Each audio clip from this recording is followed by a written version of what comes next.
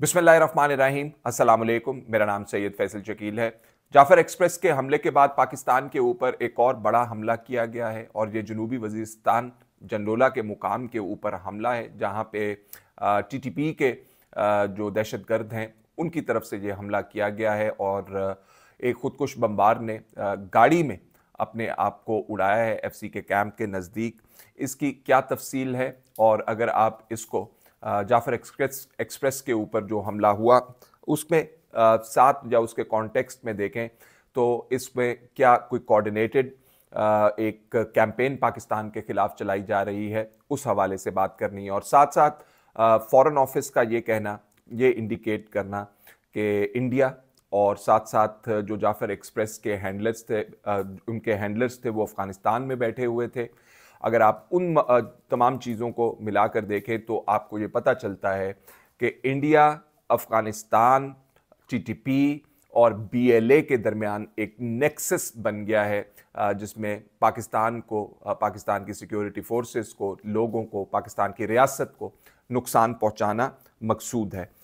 दूसरी तरफ पार्लियामान के अंदर मौलाना फजलुर रहमान साहब की एक तकरीर है, जिस तकरीर में उन्होंने कुछ सवालात रेज़ किए। उन सवालात के हवाले से भी आपको अपडेट करना है। और साथ साथ अफ़गान तालिबान जो हैं उन्होंने फ़ॉरेन ऑफिस के इस बयान को कि ये हैंडलर्स जो थे अफ़गानिस्तान के अंदर मौजूद थे जाफर एक्सप्रेस के,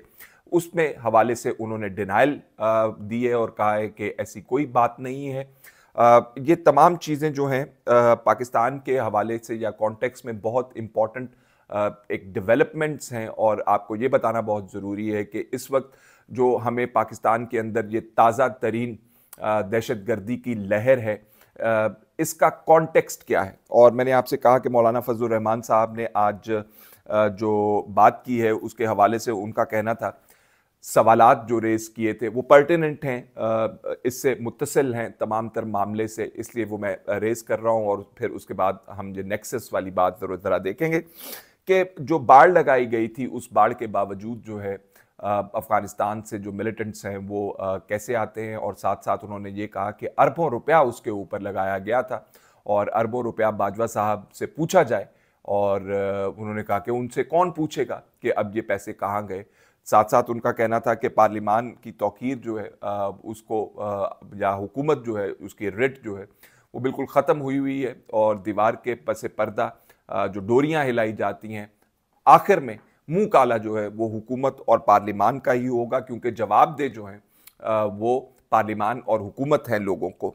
साथ साथ उनका कहना था कि ये जो नई दहशतगर्दी की लहर है, जिसमें पहले एक ऑपरेशन लॉन्च किया गया और तालिबान को यहाँ से मुकम्मल तौर पर भगा दिया गया, ख़त्म कर दिया गया, उसके बाद ये दोबारा रीग्रुप होके और उससे भी ज़्यादा तगड़े होके कैसे वापस आए। तो इस कॉन्टेक्स्ट में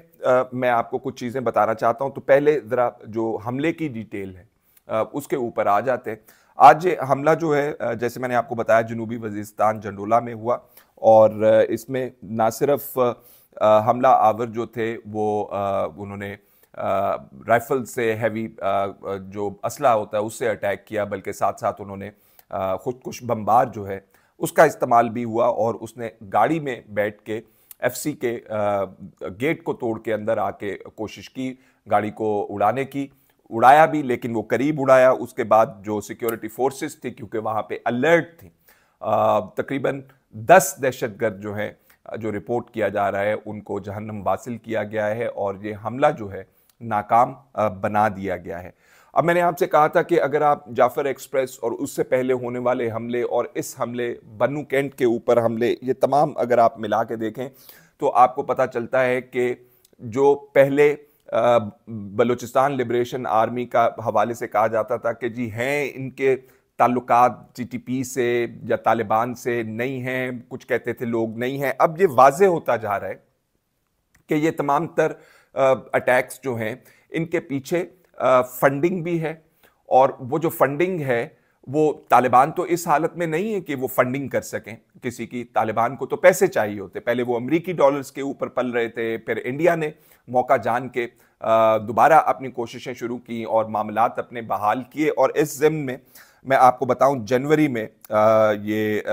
मीटिंग हुई थी, जो इंडियन फॉरेन सेक्रेटरी हैं विक्रम मिस्री और साथ साथ अमीर खान मुत्तकी जो कि एक्टिंग फॉरेन मिनिस्टर थे, जनवरी के अंदर।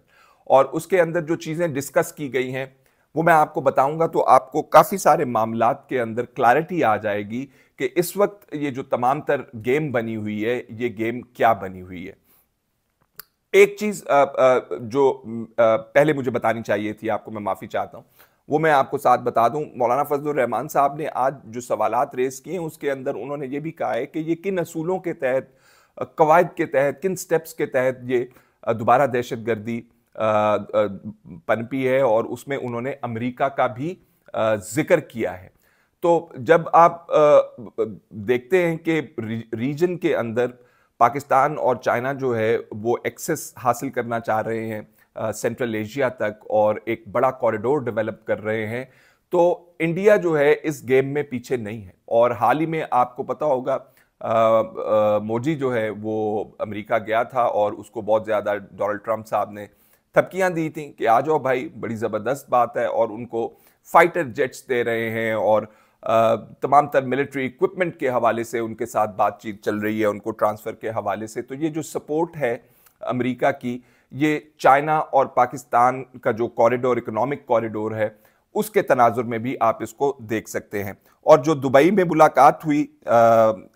विक्रम मिस्री और अमीर खान मुत्तकी की, उसमें जो बड़ा एक एजेंडा था, उस एजेंडे में जो एक्सेस है चाबहार पोर्ट से सेंट्रल एशियन स्टेट तक, इंडिया चाह ये रहा है कि अफगानिस्तान को इस्तेमाल किया जाए और चाबहार पोर्ट को इस्तेमाल किया जाए और सेंट्रल एशिया तक रसाई हासिल की जाए। तो पार्टली जो इसमें, पार्टली नहीं बल्कि जो बुनियादी इसके अंदर मुहरिकात आपको नज़र आते हैं वो इकोनॉमिक भी नज़र आते हैं, और इंडिया चाहता है कि चाइना और पाकिस्तान का जो कॉरिडोर है उसको फ्रस्ट्रेट भी किया जाए। ऑल्दो हमारे जो कॉरिडोर को लेके अपने मसाइल जो हैं वो बहुत मौजूद हैं, लेकिन लॉन्ग टर्म जो प्लानिंग है उसके अंदर ये तमाम चीज़ें हैं। आपको ये सुन के शायद हैरानी हो कि इससे पहले इंडिया जो है वो इंगेजमेंट करता रहा है और तकरीबन $3 बिलियन जो हैं वो इंडिया ने पंप इन किए हैं अफगानिस्तान के अंदर, कोई 500 मुख्तलिफ प्रोजेक्ट्स के हवाले से, जिसमें अफगानिस्तान के अंदर उनकी पार्लियामेंट की बिल्डिंग बनाना भी मकसूद था, और फिर अफगानियों की जो ट्रेनिंग थी फोर्सेस की वो भी थी, और उसके अंदर स्कॉलरशिप्स अफगानियों को दिए जाने थे। वो सारा सिलसिला रुक गया जब तालिबान हुकूमत में आए। लेकिन हुकूमत में आने के बाद पहले तो पाकिस्तान ने बहुत मदद की, ट्रेड के हवाले से मदद की, रिकग्निशन के हवाले से मदद की, पूरी दुनिया के अंदर आप जाके अफगानिस्तान के लिए मदद मांगते रहे। लेकिन उसके बाद टीटीपी वाले मामलात के ऊपर जो है वो उन्होंने आंखें फेर ली, और उसके पीछे जो मुहरिकात हैं वो मैं आपको एक्सप्लेन कर चुका हूं कि इंडिया की इंक्रीजिंग जो इंटरवेंशन है अफगानिस्तान के अंदर, और जो प्रोमिसेस उनको डेंगल किए जा रहे हैं कि भैया बहुत मज़े आएंगे अगर तुम हमारे साथ आ जाओगे, तो वो एक बहुत बड़ा रीज़न जो है बन चुका हुआ है। और इंडिया में ट्रेड के हवाले से, इंडिया अफगानिस्तान से जो दुबई के अंदर मीटिंग हुई, ट्रेड के हवाले से बातचीत की गई, बढ़ाने के हवाले से बातचीत की गई, प्रोजेक्ट्स लगाने के हवाले से बातचीत की गई, और ये चाबहार पोर्ट जैसे मैंने आपको बताया इसके हवाले से बात की गई है। तो ये आपको जो तमाम तर इस वक्त लहर नज़र आती है दहशतगर्दी की, बाज़ लोग अब सवाल कर रहे हैं कि ये कैसे आ गई, ये कैसे हो गया, ये क्यों हो रहा है। अब कुछ गलतियां मौजूद हैं जिसका फजलुर रहमान साहब ने जिक्र किया। तालिबान को वापस यहाँ पे ला के बसाने वाला मामला था, जिसके अंदर बाजवा साहब, फैज़ हमीद साहब, इमरान खान साहब का भी नाम लिया जाता है। वो मामलात थे, गलतियां मौजूद हैं, लेकिन अगर आप तमाम चीज़ों का बगौर जायज़ा लें तो आपको पता चलता है कि इस वक्त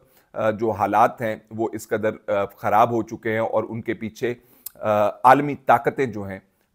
उनका जो असर और रसूख बहुत ज़्यादा है। ऐसे ही नहीं है कि आप कुरम के अंदर जो है मामलात ख़राब होते हैं तो खरलाची का जो क्रॉसिंग है, जिससे बहुत बड़ी क्रॉसिंग है, एक तीसरी मेरा ख्याल है, वो बंद हो जाती है। फिर तोरखम की क्रॉसिंग जो है उसके ऊपर मामलात ख़त्म हो जाना शुरू हो जाते हैं। उससे पहले अंगूर अड्डा के क्रॉसिंग जो थी वो ख़त्म हो गई थी। तो आहिस्ता आहिस्ता अफगानिस्तान और पाकिस्तान के जो ताल्लुकात हैं वो इंडिया की इंटरवेंशन की वजह से मामलात ख़राब तर होते जा रहे हैं। और आप देखेंगे कि आइंदा आने वाले दौर के अंदर जो मैं आपसे कह रहा हूं कि ये कोऑर्डिनेटेड है, तमाम तर अटैक्स जो किए जा रहे हैं पाकिस्तान के अंदर, इनके अंदर शायद कमी ना आए और ये तसलसल से चलते रहे। एक जो मामला जो कहा जाता है कि इस वक्त पाकिस्तान के ऊपर अटैक्स हो रहे हैं ज़्यादा, और एक एयर स्ट्राइक की थी पाकिस्तान ने अफगानिस्तान के अंदर टीटीपी के कैंप्स के ऊपर, जिसके ऊपर इंटरनेशनली भी बहुत ज़्यादा शोर गोगा उठा था। तो इस वक्त पाकिस्तान डिफेंस मोड के ऊपर है, लेकिन पाकिस्तान ऑफेंसिव के ऊपर, अटैक मोड के ऊपर भी जा सकता है। पाकिस्तान के पास ये बहुत बड़ी ऑप्शन मौजूद है, लेकिन अगर रिस्ट्रेंट एक्सरसाइज की जा रही है तो उसकी अपनी वजूहात होंगी। लेकिन ये कहना या ये सोचना कि ये कैपेबिलिटी है नहीं है,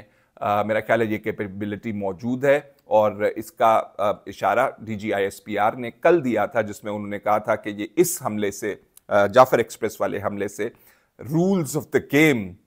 हैव बीन चेंज्ड। ये उन्होंने कहा था कि अगर रूल्स